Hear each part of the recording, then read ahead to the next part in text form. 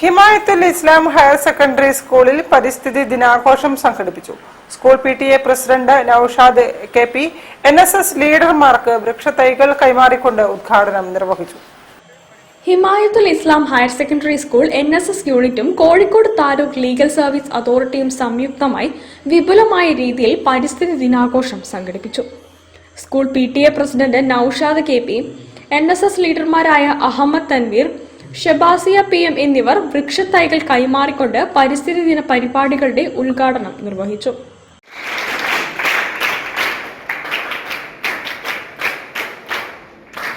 School principal Muhammad Basheer TP ചടങ്ങിൽ അധ്യക്ഷത വഹിച്ചു.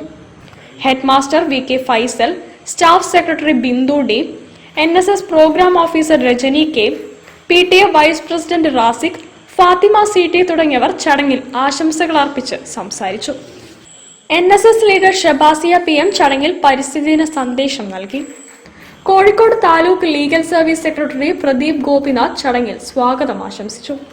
Kozhikode taluk legal service authority പ്രതിനിധി സഹൽ ചടങ്ങിന് നന്ദി പ്രകാശനം നടത്തി.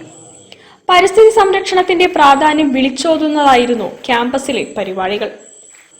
News bureau, Kozhikode. വാർത്തകളിൽ ഒരു ഇടവേള കൂടി.